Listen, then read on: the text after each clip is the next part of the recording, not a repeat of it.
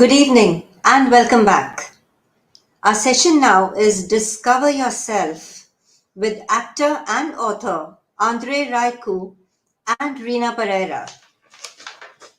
Andreea Raicu has worked for over 20 years in the television industry in Romania, hosting popular productions such as Big Brother and Megastar. A mindfulness coach, meditation facilitator, author, TEDx speaker, and entrepreneur. Her own online business inspires millions of women to discover the joys of living a balanced life. Reena Pereira is a human resources and communications professional. She has held senior leadership positions in leading multinationals with an active role in diversity and inclusion. She currently contributes to the Women's Commission on key issues that uplift the girl child and empower women.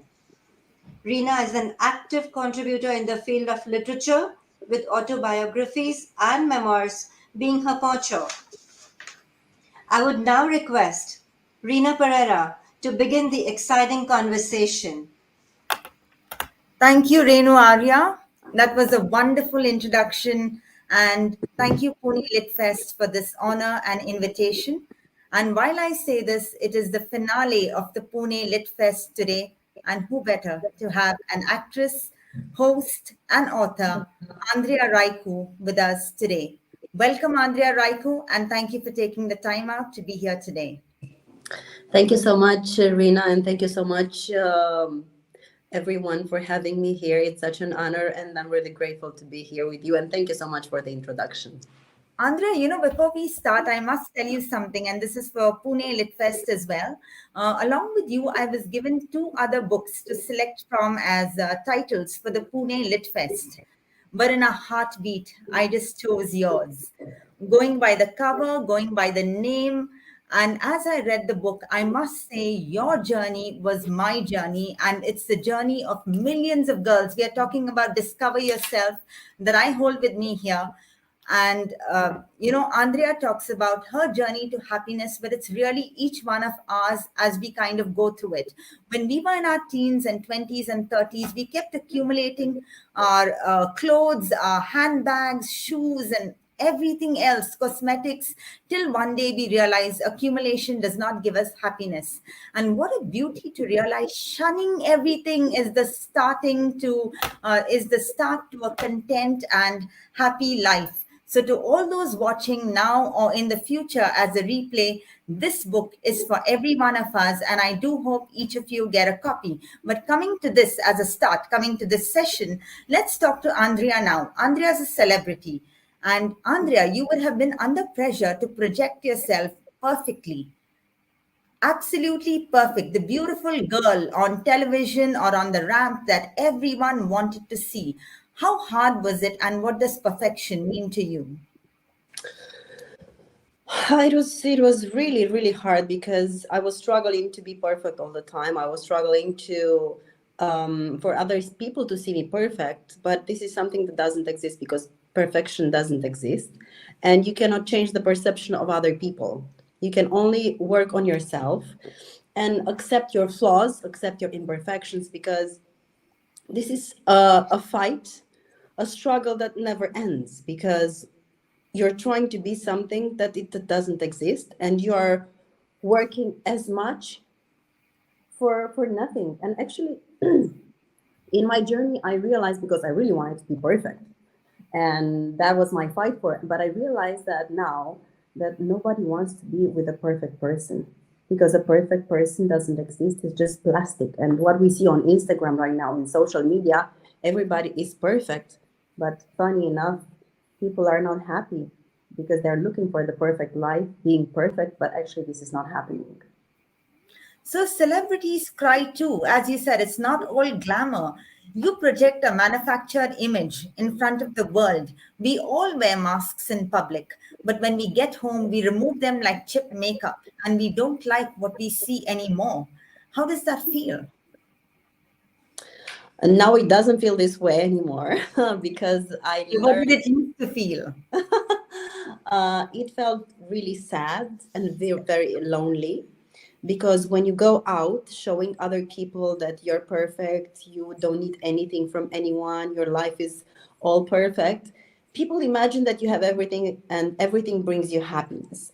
But celebrities are people, and like normal, like any other people, they have needs, they need connection.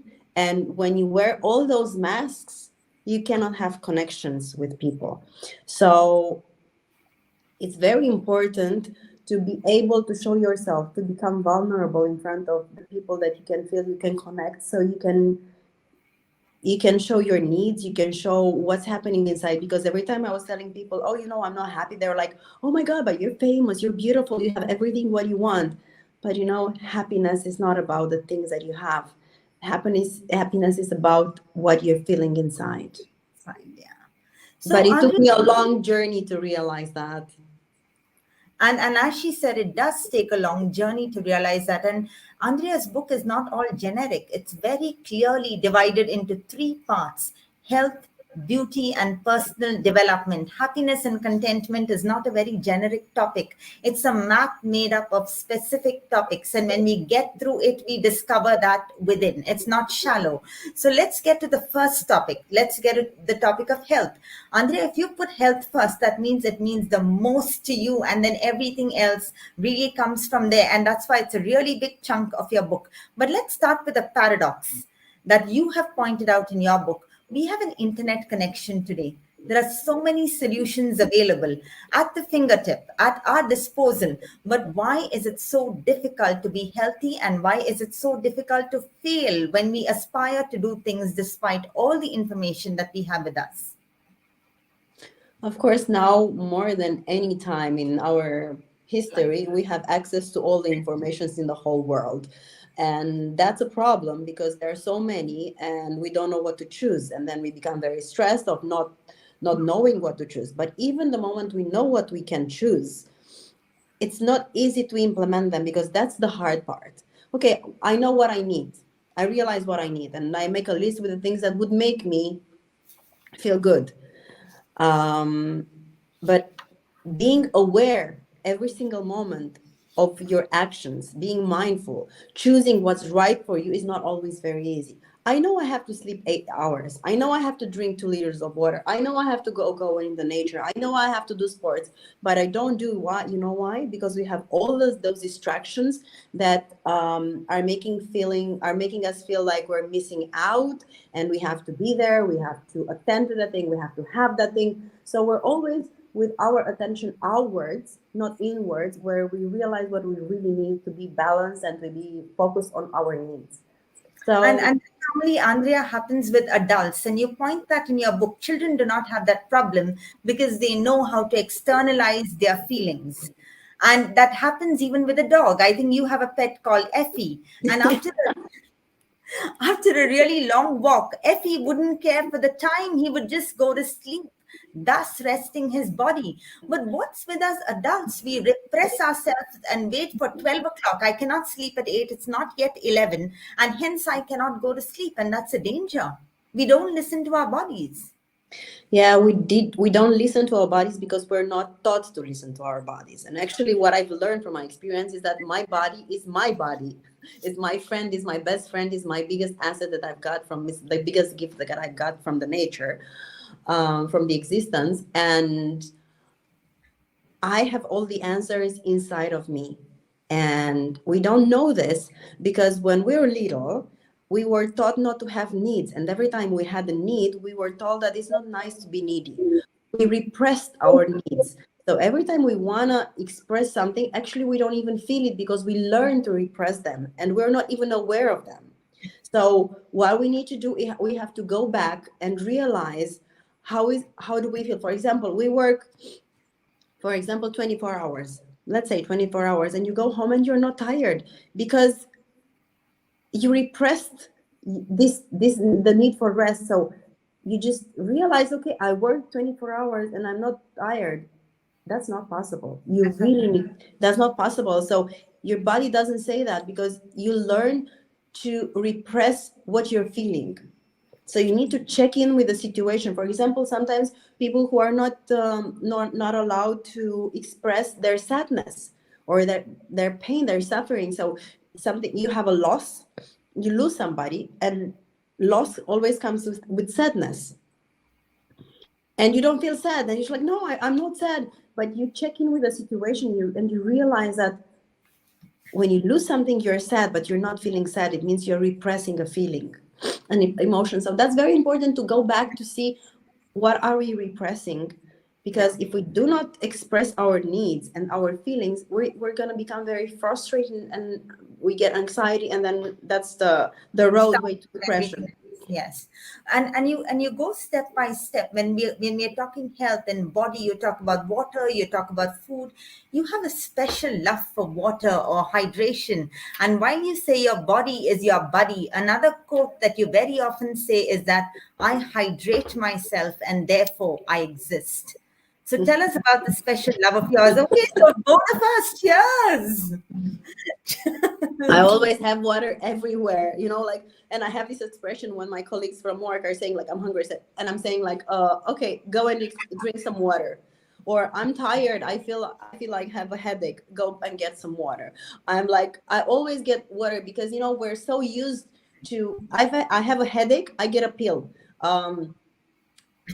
Every time you have a problem, you're not thinking about the cause, you're thinking about the effect. So most of the time, when you're feeling when you have low energy, or when you have a headache, or when you have, like, your body doesn't feel really well, or your skin doesn't feel really nice, drink lots of water.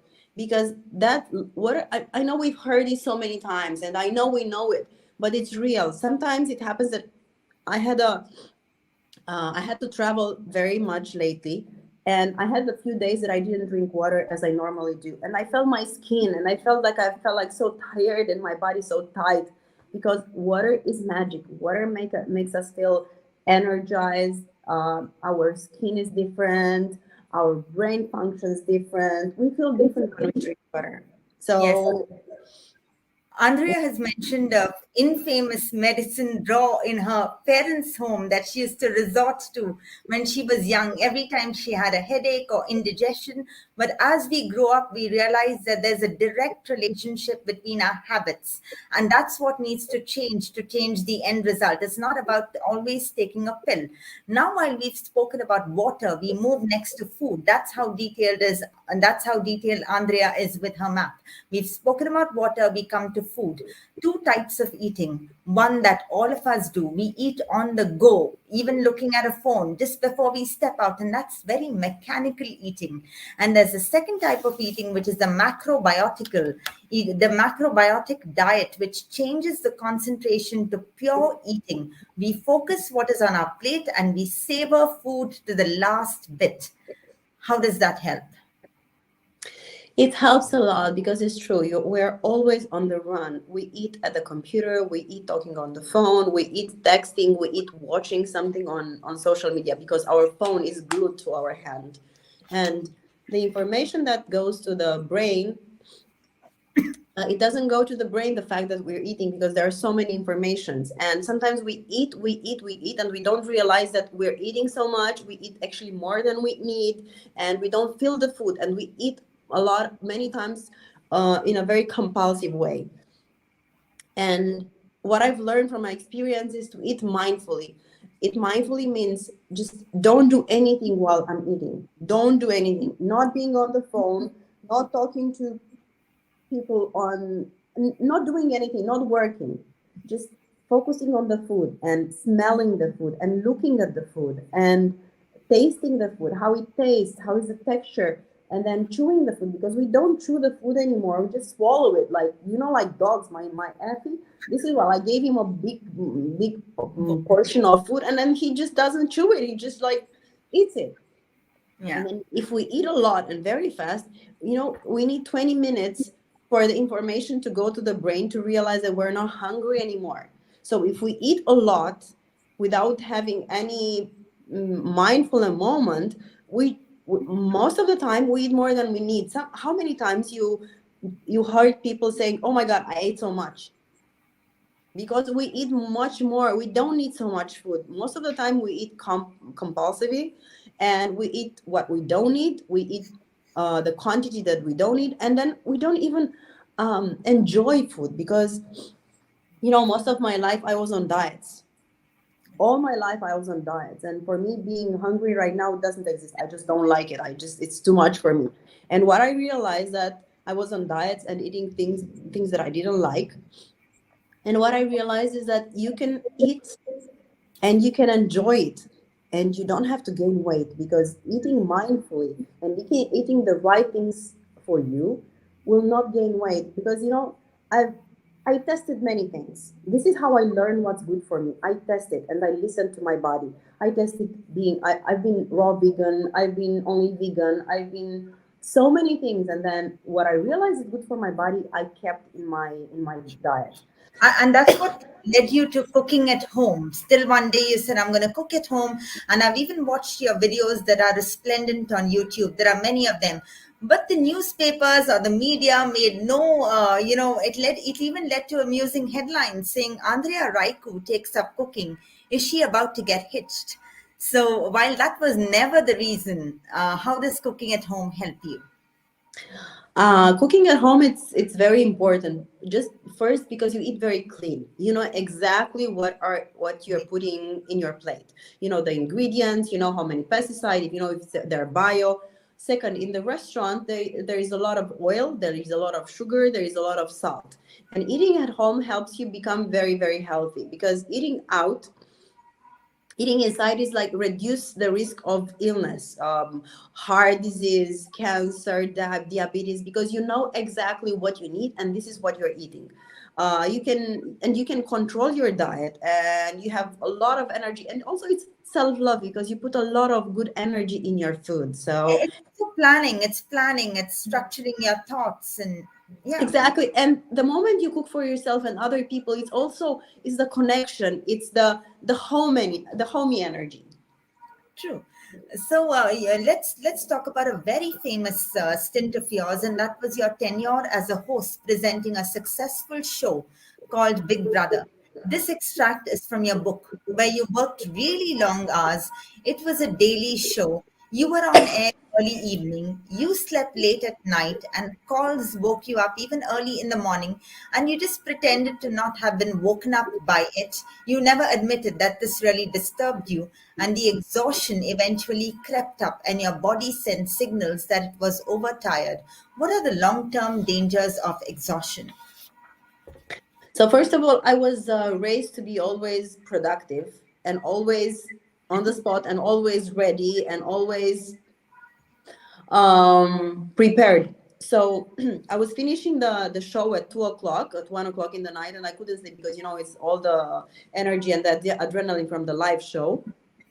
So I was going to home. I was going home, going to bed probably at 3 o'clock in the morning. And if my alarm clock, if the clock was, the phone was ringing at 8 o'clock in the morning, I would say hello, like I just woke up, because I was so afraid that people would perceive me as a lazy person, because I really wanted to prove anyone that I'm capable of doing anything and being awake, of course, at 8 o'clock in the morning. Who sleeps at 8 o'clock in the morning? Nobody sleeps at 8 o'clock in the morning.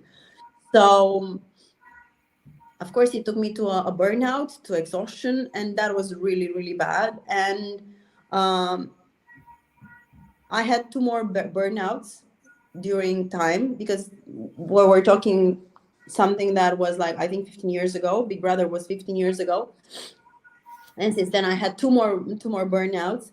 But then I realized that how important it is to take care of your needs, to take care of your body. And it doesn't matter how many awards you have, how amazing shows you're hosting, how appreciated you are by the public. It doesn't matter how popular you are. The most important thing is your health, and that you're the only one responsible for your health. Nobody, but nobody can take care of yourself. So, in addition to, we spoke about eating well, we spoke about water, we spoke about not getting exhausted.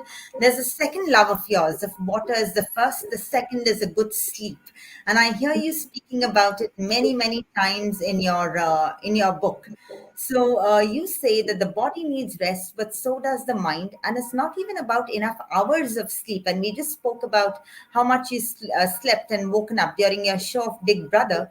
But then you said it's not just the way we go to sleep, but we need to go to sleep with gratitude, with no regrets. So when we wake up the next morning, we have some renewed energy with us. So your views on sleep? So to see how important is sleep for me, I'm wearing this ring, so it measures my quality of sleep because it's very important. It's not enough to sleep 8 hours if you don't sleep them in the right hours. Most of the people are asking me. Um, I'll give you three. I'll give you a few views. Most of my community is asking me, can you tell me the beauty treatments that you're having, or can you tell me the creams that you're using? Because I want to have a skin like yours. And I'm like, the first procedure that I'm having is sleep. You can use the all creams in the whole world, the best ones. You can have the best treatments. They will not work unless you take care of your sleep routine. Sleep routine is amazing. It's the most important thing in my life. I mean, if I have to choose between sleep and gym, which is very important also in my life, I will always choose sleep. If I have to choose between sleep and something, I will always choose the sleep, because if I'm not rested enough, I will not be able to do anything else. Sleep is good for your health. It's for your mental health. It's for your vibe. It's for your energy. It's for everything. And I have a very strict routine, sleep routine. I don't look at my phone like 1 hour before I go to bed. I don't. My environment is very. I sleep in a very dark room, not very warm. And before I go to bed, I meditate, and I set an intention every time I go to bed. And I make sure when I go to bed, I'm not agitated and I don't have like bad energy, because that feels in my subconsciousness. And I wanna have a rested sleep.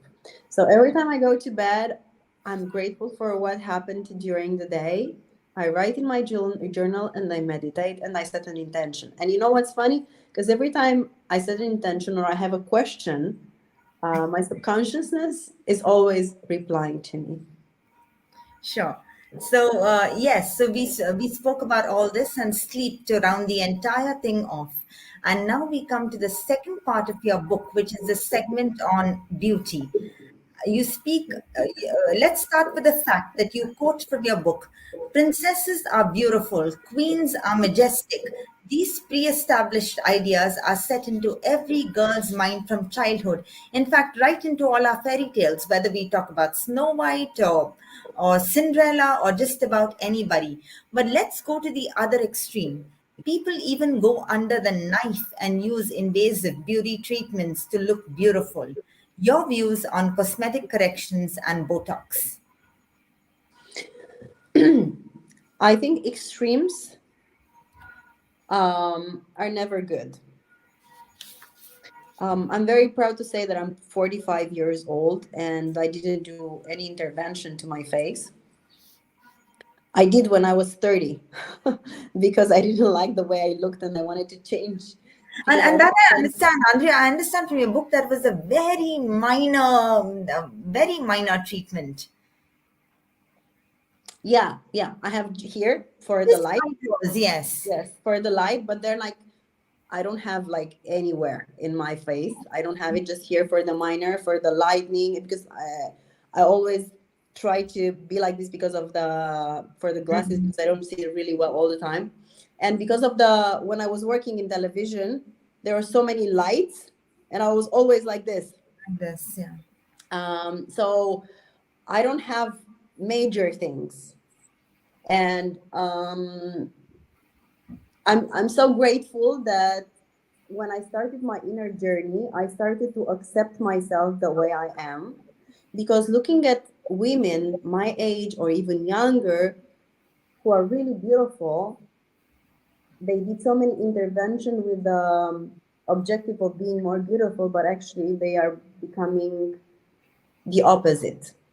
I think what I've learned and what is very important for other people, other women to understand is like aging gracefully.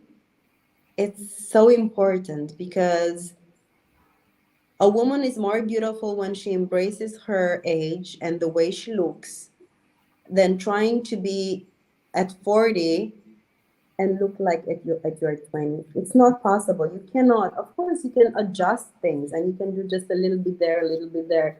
But if this a little bit there becomes something that changes your face completely and makes you look like a totally different person, and you look like, when your face become like you become like a statue and not being able to express your emotions. And if you're not able to express your emotions, you cannot connect to other people, because when you talk to other people who are talking about their problems or their pain, and you're not able to express how you feel, your sadness or your compassion, it's very difficult to create relationship with people. And I read that, and it really shocked me that, but it's true, um, you cannot create connections when you cannot relate to other people experiences. So I'm not against all these procedures as long as they're made with common sense. That's true, and you beautifully say in your book that cosmetic surgery will never solve our emotional problems. When you go in for something like that, the problem is really in your mind. It's the lack of self confidence, and there's no knife or scalpel or nothing that can really remove it. Misha or Pune Litfest, I saw one question. Thanks for bringing it here again. Let's answer this, Andrea. What message would you have for women entering into early adulthood with hopes, expectations, and social pressure? I've lived like this with a world where the expectations were huge. And when the expectations are very big, we want to do something for that. But what I realized, the expectations are always bigger and bigger and bigger and bigger, and they never stop. So we wanna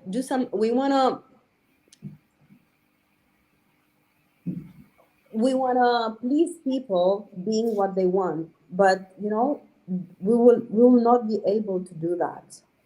The only person we can please, it's yourself. Because if you start accepting yourself, it doesn't matter what people are going to say, you're not going to care. It's just the problem that we all have is that we're unable to embrace ourselves the way we are, with all the flaws, because of course we have flaws. And probably, Reena, you read my book and you know exactly how many problems I had with myself, and I hated myself. I mean, I didn't like my the under eye bags, Bags under the eyes, and yeah. and the paparazzi were always following me. I didn't like my legs, I didn't like my abdominals, I didn't like so many things. And though I was making commercials for underwear, and I was everywhere because my reality didn't fit the reality. And it's so important that we start to love ourselves, because we're the only ones who are putting so much pressure on ourselves. Because the people outside, they will always have something to comment. And I have a very good friend, and she's like that. And when she was seeing me so sad that people are saying things about me, and I was upset because of that, because like I'm not, I don't know, whatever enough. She said, "You want everybody to like you?" And I said, "Yes." And she said, "But this is not healthy. And there is only one thing that everybody likes." And I said, "What's that?" "Toilet paper. Would you like to be like toilet paper?" I said, "No." That's true. You cannot make everybody like you. But for the only person, the first person, that's the most important person that has to like you, it's you. The And person you see in the mirror. So yeah. exactly, the one looking at you from the when you look in the mirror. And when if that happens, then all these expectations you'll not care about, because the problem is that the expectation we have from ourselves, that these are the biggest. Sure. And let's get to a very big part that many of us would be delighted to read about. Andrea went through her transformational experience in India that really changed her from where she was to where she is right now. So, to start that topic on, she says, when she was the victim of a vicious circle that the entire showbiz industry had created, she needed to break free from the chains of her so called perfect life. She needed a liberation, and she departed alone and all out of her comfort zone to India. The journey to the soul began, which helped her to achieve balance. This is India, Pune Literature Festival. Your experience with India, Andrea. So first of all, I have to say I love India. I always loved India, and I always wanted to go to India. And I don't know, it didn't match. And then one day I said, I just took a ticket and I went to India. Everybody was asking me like, "Where are you going? Who are you going with?" I said, "I just feel like going there." And the moment I landed in India, I remember I landed in Mumbai. I felt like, in this depression, I felt like I got a shot of happiness. The energy that I felt when I got there was like, oh my God, it's unbelievable. So I I did many years of psychotherapy, psychoanalysis, and so many kinds of work for myself. But I felt like I needed something more. I needed something to help me in my inner journey. And the work that I've done in India, and the meditation and mindfulness and everything that I've learned there helped me to get closer to who I am today, to the person I am, to myself, and to face my fears, face my shadow, face the places that I never wanted to go inside of myself. And it gave me the courage and the support and everything what I needed to embrace myself. And it's not easy to embrace yourself. It's not easy to go to all the dark places. But what I've realized is that you cannot go to the light without the shadow, without the dark place. So I went to all the places I avoided when I was in my perfect happiness Same. person. Um, and it gave me, actually, let's say my life restarted when I was in India 10 years ago. Actually, when the festival started. Okay, so that's a lovely message. And to all those listening, I think we need to take pride that our motherland has been the place of transformation to many people all around the world. We've heard these stories time and again. Let us, as Indians, continue to believe, own, and claim in our own practices and not run and chase everything else around us. These practices have stood the test of time, and it's in our land and it's in our soil if we choose to claim and own it. So now we come to your trip post India and we move to the third part of your book, Andrea, which is personal development, where you clearly talk about mindfulness, meditation, and gratitude. So while we talk about mindfulness at this moment, let's start with the opposite, which is not mindlessness, but the state of rush that doesn't really help. And you speak about a time that when you were working in television, you came back from home and you had to go to the next function, but you had to change your makeup and put blusher and mascara and foundation. And in your own words, you did it in Formula One speed and made a total horrid mess of it. And you had no other option but to remove it and start all over again, but this time more carefully. But that careful did not mean slow, it meant doing things at the right pace, which is what mindfully is. So, your thoughts on that? It's so funny because I remember the moment I was living in my mom's house at that time, and I came and I had to go to an event, and I didn't know anything about mindfulness. I didn't know anything about meditation. It was like a long time ago, and I did everything, and everything was a mess up, and I was like, oh my God, I'm such in a such a big hurry, and everything is ruined, so I don't have the time. And then I realized I have to remove everything and start all over again, being very mindful that I didn't know at that time and very, very present. And then, of course, I did my makeup and then I left.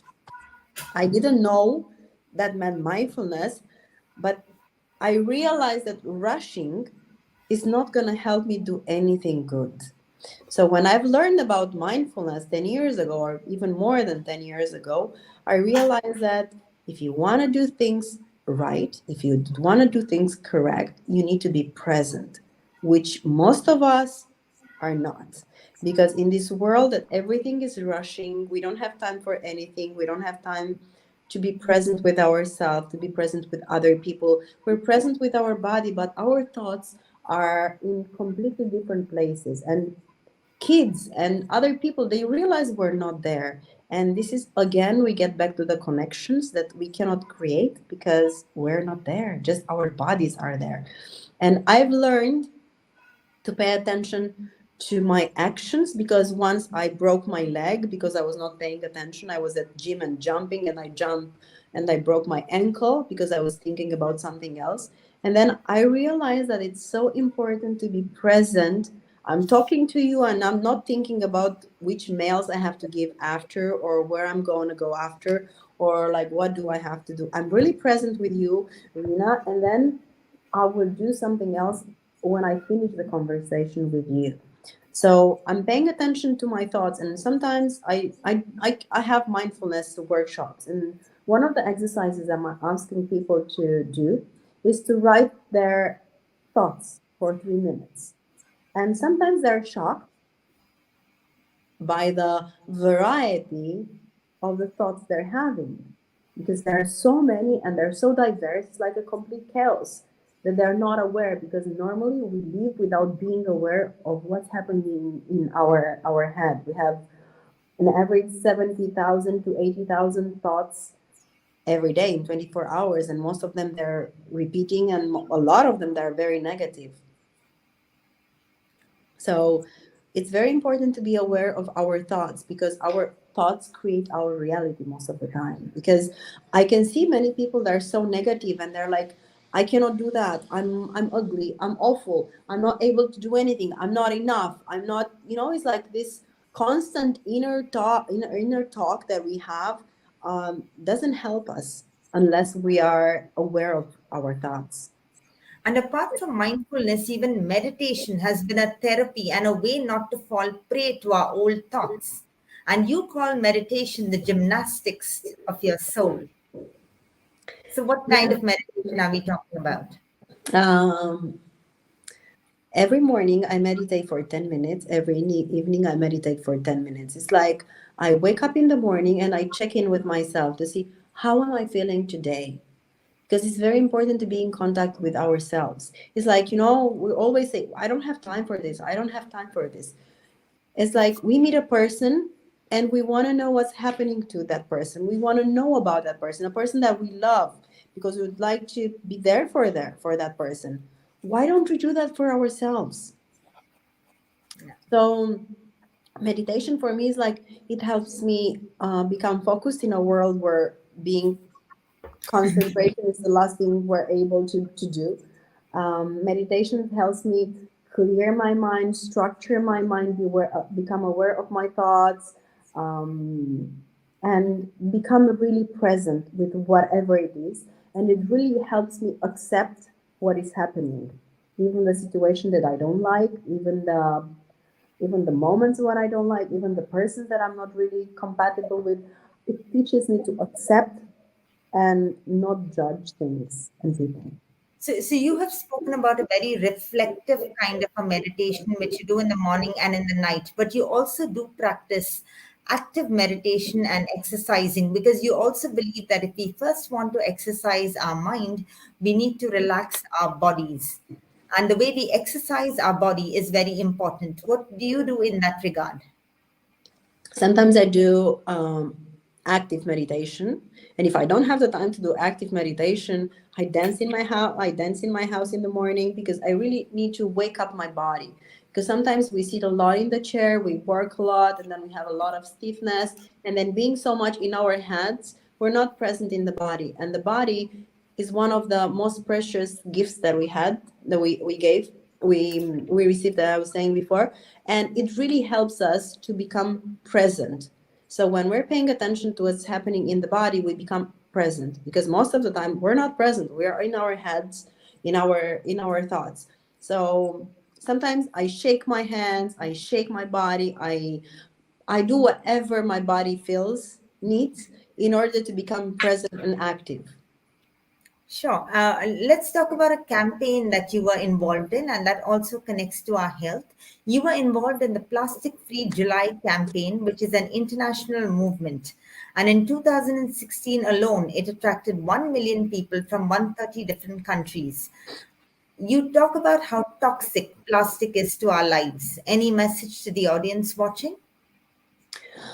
First of all, I think everybody needs to be aware of the influence of the plastic, because, first of all, it affects our endocrine system, which affects our infertility, obesity, breast cancer, diabetes, and then affects the environment, the ocean life, and because there are so many toxins. So first of all, to be very much aware of this and the plastic consumption, and to do it in a very mindful way. Do we really need all those things that we're using, from plastic bags, from plastic cans, or from everything that we're using every day? And the Even water loses its purity when it's in a plastic container, is what you're saying. exactly, exactly, The exactly. alkalinity is lost. Exactly. So trying to use home a filter, to use glass cans at home, where we, if we need boxes, when we go to grocery, to have our own bags. If we want to buy things, just to buy them without being packaged. I mean, just like pay attention to the consumption, and it's not that difficult. It's just, it makes you, just need to be aware of the your consumption habit. Sure, yeah, I did see you talking about the portable reverse osmosis water filtration that keeps the water pure as well. And that happens when we avoid contact with plastic. But as you take us through this journey of health, beauty, and mindfulness, we have spoken about the more important parts of it. We are welcoming questions here, but just a bit of trivia as we go along till we receive more questions. You are blunt on health even with your weaknesses. You say you're a fan of smoothies, candy floss, and you've never come out of a cinema without eating popcorn. So we all have these guilty pleasures, but how do we correct it later? How do we remediate it? What do For we do Yeah, later? I mean, I cannot go to watch a movie in the cinema Popcorn. without having popcorn. Actually, I did, to be very honest, 2 weeks ago, because I had a photo session next day, and I know every time I eat popcorn, my face, because of the salt, gets swollen. So I didn't, but I think that was the only exception. Um, I think life is to enjoy. Enjoy. So it's also about balance. I go and have popcorn, but I'm not going every day. I'm going once at 2 weeks at a movie. I'm eating chocolate, but I'm eating chocolate just a little bit, not I'm eating a big one. So little by little, it's not like, it's, if you don't eat, and then you restrain yourself from doing that, and then one day you feel like eating like a bunch of chocolate, Yes. like a so it's or for example, I'm eating one evening too much or more than normal. The second day I eat a lot of water, or I eat very light, or it's all about balance. Yes. That's on health. Now, when you talk about beauty, something that comes up again and again in your book is Audrey Hepburn. So, how has she Yeah, touched lives? it's that beauty, the refined, very stylish, very simple but raffinated, and very stylish. And I think, and in general, and also think about fashion and beauty. It's like, it's your style and who you are. You don't try to be someone else. Just accept yourself, love yourself, and discover yourself. That's pretty much what it is. When it comes to mindfulness, the few points that you've given is one of them is drawing a vision board every year that contains impactful words, motivational quotes, and drawings that reflect our aims and dreams. The impact of a vision board. Yeah, it's very important to know exactly what you want and to put them on a vision board and to review them daily if you can, because it reminds you what do you want. Because sometimes, because we live on speed, we forget what we want. And because we're like, oh, I would like that. Oh, I would like that. And then you see another thing that you want. And then you see another thing. But actually, when you create that vision board, you create it in a moment when you took your time, when you had a conversation with yourself, and you know exactly what you want. But then you have to go along with it. Andrea, what you just said reminds me of what you mentioned in your book, which we call the fear of missing out. We are just trying to keep updated with every single information every single day. And you said fear of missing out could actually be the joy of missing out if you actually look at it. Because in the former, we are just scared to not miss out on certain things. But in the latter phase, it's a joy to be disconnected from everything else and keep our focus on that vision and our activities and our priorities. So there's really no fear at all. Yeah, I had this FOMO many years. And I remember one time I came from an amazing vacation from Mexico. It was so, so beautiful. And I came back home on a Saturday, and I was jet lagged and I was so tired. I couldn't sleep. And I started watching Instagram. And I saw people were at a music festival that I had invitation to, but I didn't go, at the seaside, which wasn't that nice. And then to a party. And I was like home saying like, oh my God, I'm home on Saturday and I'm home and everybody's in those places. And actually I was coming from an amazing place and I was still wanting to be in those places. And then I slapped myself, if I can say that. And I was like, come on, wake up. What are you doing? You've been to the most amazing place and you are longing to be in places where you're not. And then I realized that it was the FOMO, and I learned to appreciate the place where I am and not long for other places. And you sent me a message a few days ago. I didn't see it because I disconnected. I feel so joyful when I disconnect from my phone. I don't stay so much.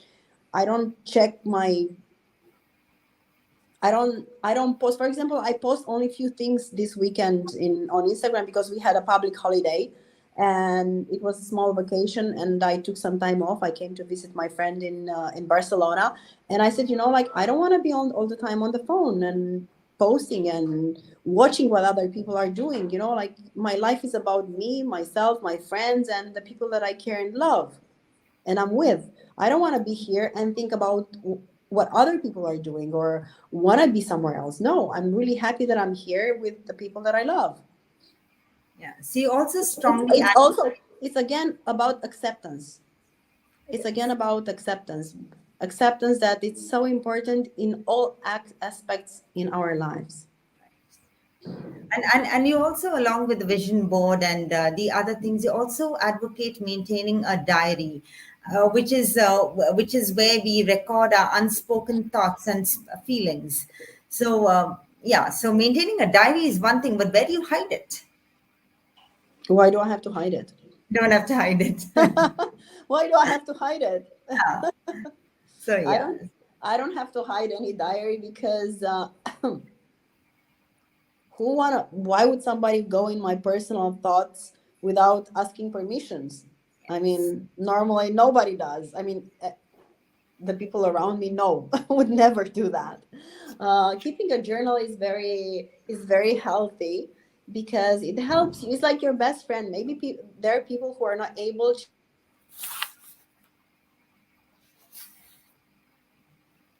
And while we wait for Andrea to get back, if you have any questions, you can mention it on the chat, and the Literature Festival would pass it on to us. Yeah, go ahead. Can you hear me? Okay. Yes. It's very healthy because many of us, they don't have friends. They don't have the capacity to share their. Sorry, they don't have the space to share their thoughts, or they don't have the ability to do it. Or sometimes it's very important for us, it's like a form of therapy. So keeping a journal, it's very healthy. It helps me to understand things. I mean, I start from a situation, and writing, I answer to my questions, because when I take my thoughts out, I can see things differently, more clearly. You also mention a checklist on page number 248 of this book, and I found it particularly useful. It's about reflection, it's about gratitude, it's a few questions which you need to ask yourself. And to those reading the book, you could tweak it to kind of suit you. But this one checklist is really kind of helpful. Uh, Andrea, how has your experience been with Jacko Publishing House in publishing this book? This is a tribute to them. Oh my God, I'm so grateful for them, because it's my first book published internationally. So I remember I went to the publishing. Actually, I was in India, and I set a meeting there, and it, I felt so welcomed. And then they said, "Okay, we'd like to read your book." So I sent them the translation, and after a while, they said, we will publish your book." And I was like, "Oh my God, I can't believe that!" I was so happy and so grateful. And then all the process, and I felt so good working with them. They're so nice and so kind and so professional, and so it was a very nice experience. And I really want to thank them for everything. And I'm grateful that I'm here because of them. I'm here in the festival, and it was really nice experience. And also with you, because of course I met you through them. And I'm really grateful because your documentary on the book was amazing. You remember so many things, you point out so many things. And I know, nowadays it's rare when you find people who do the documentary like this. So I appreciate it so much, your time and all your questions and everything that you put for today interview. Thank you, Andrea. And I also need to say this that Jeko, it's been a fabulous experience working with you, especially Misha. But we have worked so many times now that even she knows what to give me. If she gave me your book, Andrea, from among so many books, it's because I think they have also learned me as a person by now and what I like. My penchant being autobiographies and memoirs. And while I thank you for mentioning that it's been a well researched work, when you really read less and what you love, that's not very difficult at all. So, with this, we are coming to the ending of the entire statement, but I cannot really wind up without even thanking Pune Literature Festival and the people who were in contact with us behind the scenes and even through mails in bringing Andrea, me, and this experience together for both of us and for our users who are going to see it in time to come. And as I end, I think we have a couple of minutes here. We are talking about this book once again. This is Discover Yourself by Andreea Raicu. About the book, she first says she did not have any magic powers and Prince Charming did not fight the dragon for her. Every step that she has taken has been accompanied by challenges and it's put together as a map. And this book that she shares with us is a kind of a map. What I liked about it is that as you read Discover Yourself, you will work what works for you. It's not Andrea's guide to happiness or contentment or anything. It is what works for us. The details can really be substituted. The idea is to rediscover ourselves and accept ourselves the way we are. The key word here is really rediscover. And Andrea, when we read a book, I think a lot of us put it back into a shelf, but I would like to call this a bedside buddy, because as you read and reread, your mind gets refreshed and refreshed. And like she said, you can really get carried away with all the noise, but the book is a reminder that you need to stay firm to your vision, your aims, your dreams. You need to stay healthy, we need to stay beautiful, and we need to maintain our mind to kind of do what we planned to do since we charted out our thoughts and actions. Once again, thanks Jaco Publishing House and Pune Literature Festival. To tell you a little more about Andrea, to all those listening, she has her YouTube channel and her social media channel going. She has a community called andrearaicu.ro, which I would like you to talk about at the end. She has her brand Amelin. She has videos on meditation, on cooking, and I encourage all of you to go through all this while you read the book as well. Andrea, a little more about you. Can you find Sorry. out a little more about your community? Yes, I'm really happy I founded the community around 10 years ago because I really wanted to share my experiences and what I've learned that make my life more balanced. And I have exactly what you said, a website that I share my experiences, but also my team that shares the same values. And I also teach mindfulness. I have online programs for mentoring women, for guided meditations, femininity programs of femininity, and a lot of products that can help you become more balanced, more aware, and more present in your life. And also, as you said, my fashion line that is called Amalin. Okay, thank you. So those were closing words from both of us. Over to the organizers to close the session. Wow. It was a wonderful session. It was wonderful to listen to two beautiful women inside out. Andrea, all of us are rejuvenated and ready to accept and love ourselves and to age gracefully with dignity. Thank you, Andrea Raicu and Reena Pereira, for being PILF guests. And all our viewers out there on this literary journey, we hope you enjoyed the festival, and I'm sure it's been an enriching experience. Do not miss the last session that is just beginning. Good night, Shubh Ratri, Shabakher.